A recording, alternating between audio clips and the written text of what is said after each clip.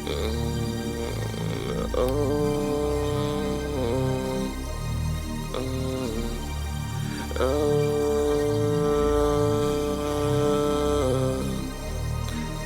E3 show.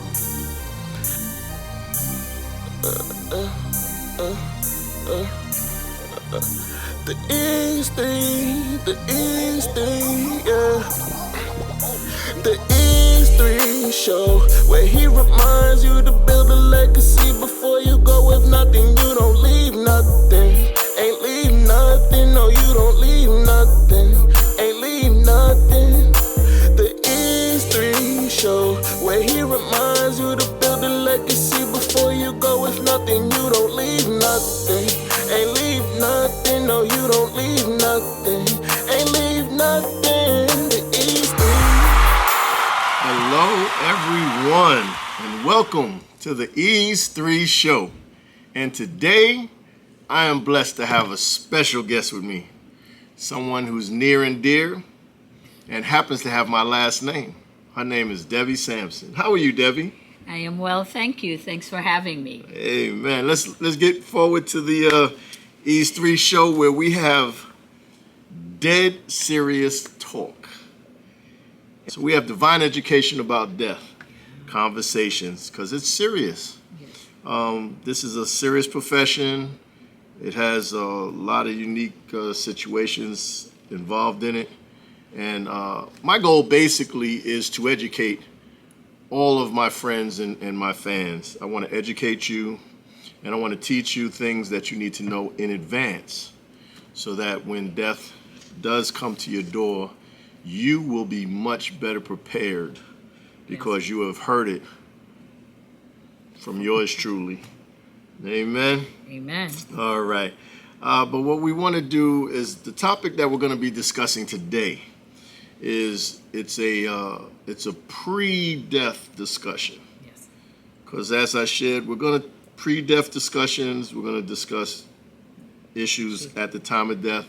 And then we're going to discuss issues for after the homegoing has been completed. Yes. So we're going to try and be very well-rounded. We're going to get you educated. We're going to get you on point, and just to help you get through this much better, because knowledge is power. Yes, amen. Yes. So advanced directives. Yes. All right. It sounds like something we should do in advance. So tell us about it, Deb.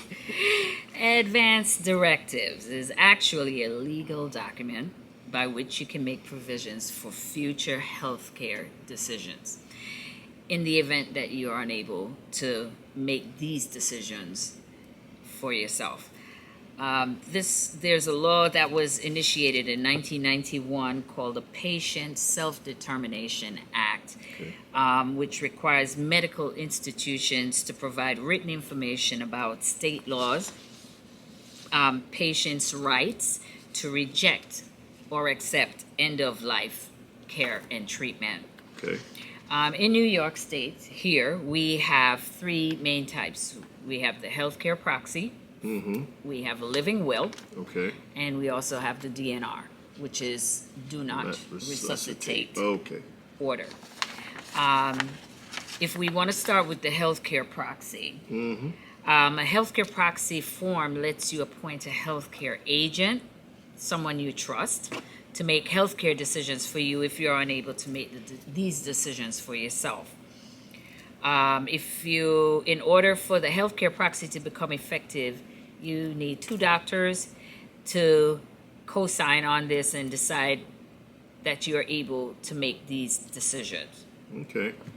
You have So if you're dealing with Alzheimer's or dementia, you're not going to be able to assign a healthcare proxy. Right. Because you probably won't get the two doctors to co-sign on you. Yeah, which is why you are capable of actually doing an advanced directive and a proxy form, or these forms that we're mentioning to you if you're 18 and over. We don't necessarily have to wait until we are elderly and faced with other challenging issues to decide what we want for our end-of-life care.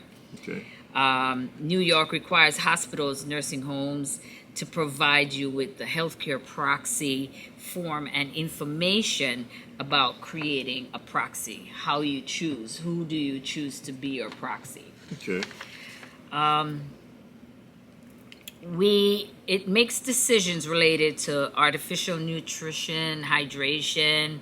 That's the IV intravenous for food, or tubes that provide you with food and water to keep you alive. And it also lets you decide whether or not your heartbeat should be restarted through cardiopulmonary resuscitation, which we also know as CPR. CPR, right. Unless you write it in your healthcare proxy form that your agent cannot make this decision for you.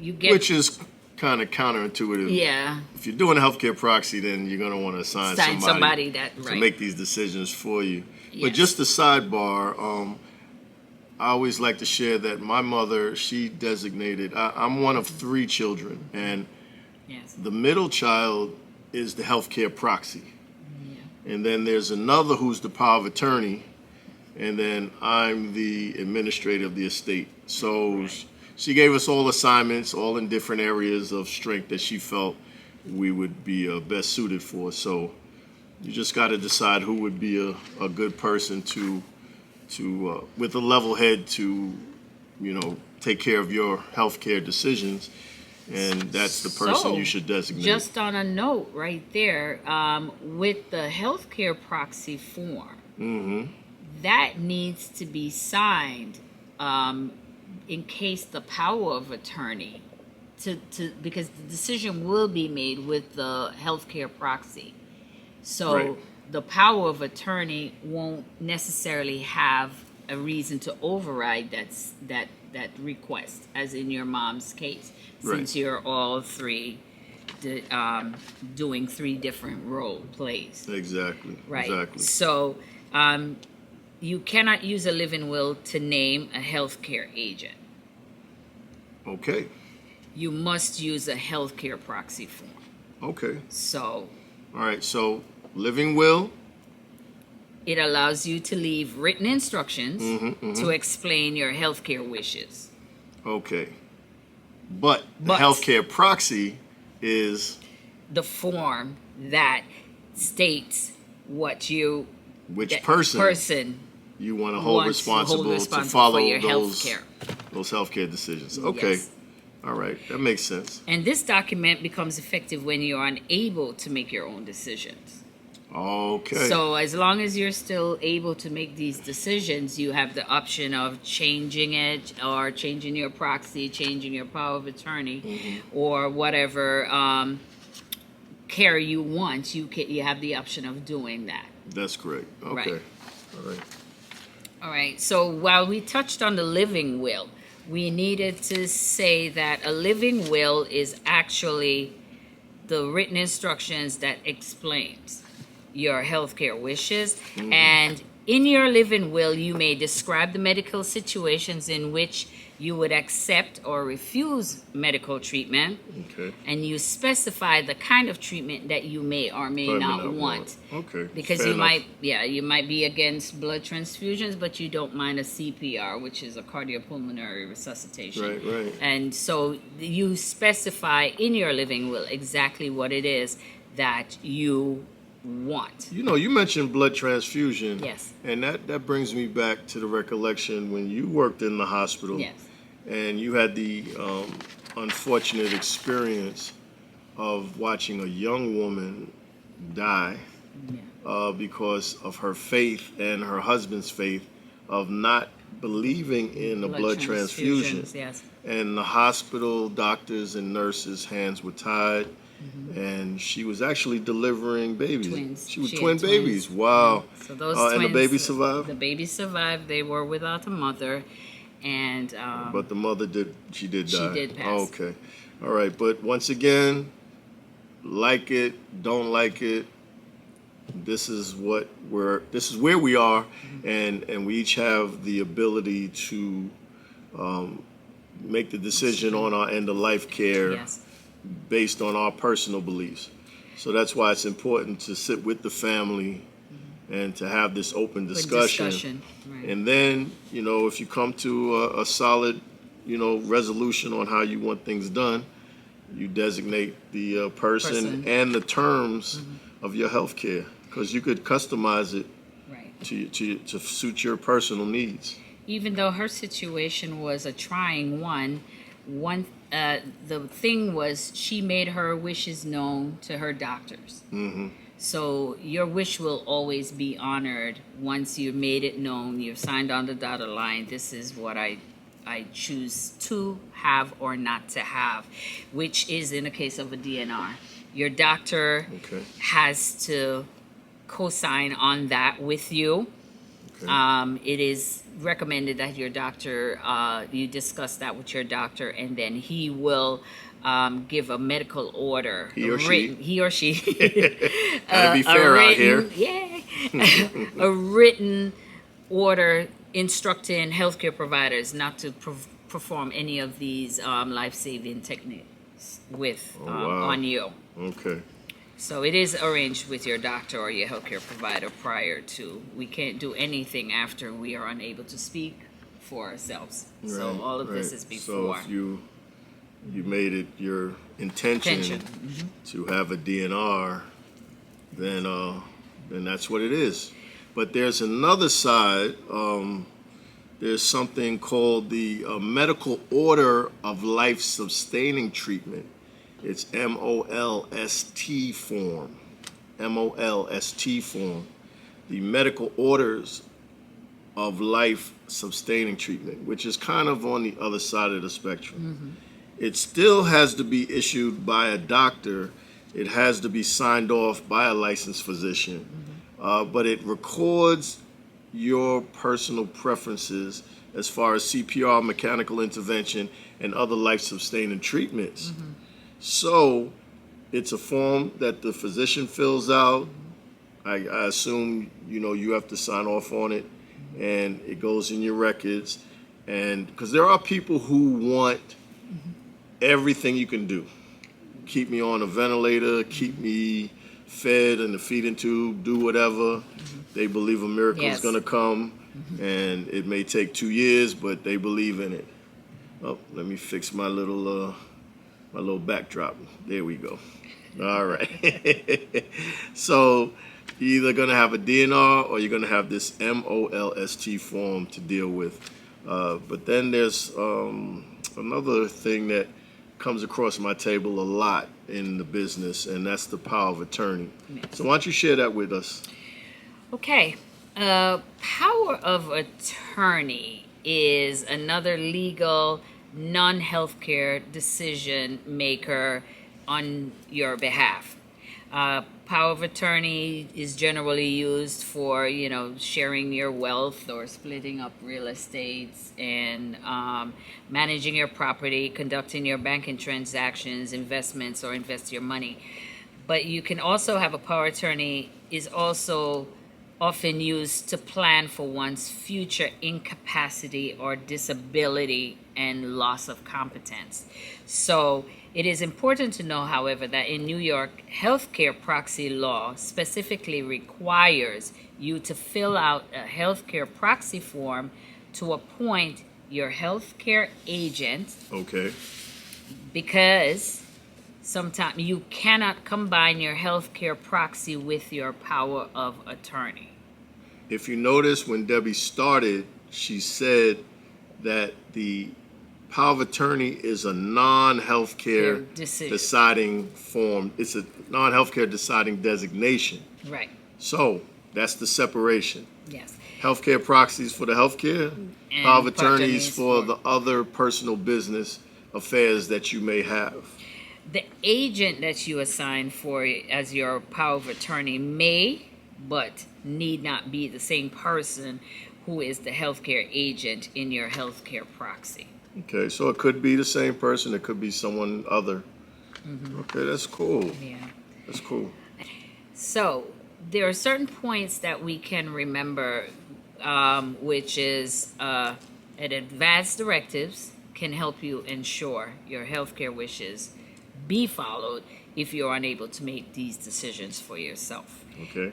it's also not just the elderly, for the elderly or the chronically ill. Okay. If you're 18 and over, you qualify. And the forms are all free. Okay. I'm sure you could probably Yeah, get we've them seen online. we've seen them. Yeah, we've seen them at every hospital. Every time you go in for Yes. any type of procedure, they And present you with those forms. those forms to fill as well out. as online, I'm sure. Yeah. Right.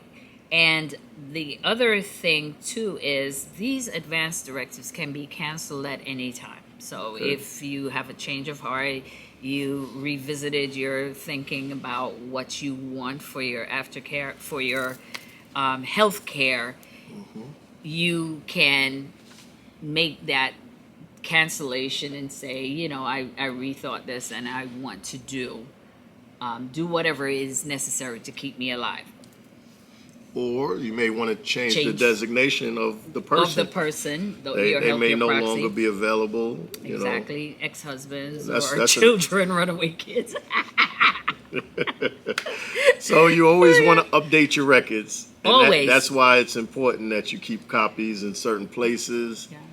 Where that's available. Leave copies where they can be found, not in safes, not in banks, not put them in places. Keep a copy, the original safe, somewhere that you'll have, but make sure that your family members or your agent is aware Or a of really where, good friend. Yeah, let them know exactly where it is, so in the time of need they will have it to be able to carry out your wishes. Well, honestly, I think that was some great information, dear. I want to thank you so much for being with us on this advanced directive conversation, Yes. on this series of the Dead Serious Talk. We want you to continue to like, subscribe, and share. Like, subscribe, and share. Because the bigger we get, the more we can share, and then soon we'll actually go live. Yes. So if there's any topic that you would like us to cover, in the comments section, feel free to leave some comments. We have over 40, 50 topics that we're going to be covering. But if we see that there's an issue that most of you want to address, it'll come faster on our list. So please, by all means, thank you. Thank you for supporting the Ease 3 show. Thank you to my beautiful co-host, Debbie Sampson, for being here with us today. Like, subscribe, but also share it so that we could be a blessing. And as we always like to tell people, if you haven't left a legacy, you haven't left nothing.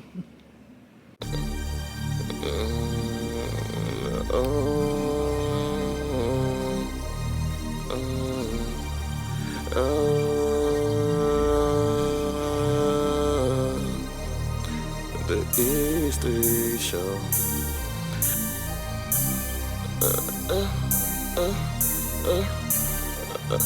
The Ease 3, yeah. The